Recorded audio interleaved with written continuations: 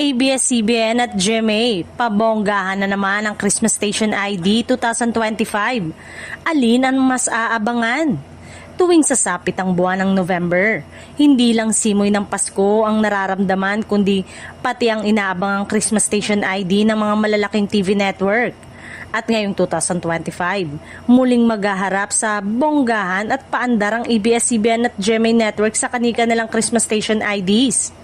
Kilala ang ABS-CBN sa mga CSID na puno ng damdamin, pag-asa at pagkakaisa. Taon-taon nagiging bahagi na ng Pasko ng mga Pilipino ang kanilang mga tema. Ngayong 2025, mas pinaganda pa raw ng Kapamilya Network ang kanilang CSID na tampok ang halos lahat ng bigating Kapamilya stars. Hindi rin nagpahuli ang GMA. Ang Kapuso Network ay patuloy na level up sa kanilang Christmas Station IDs na mas moderno at visually grand kaysa dati.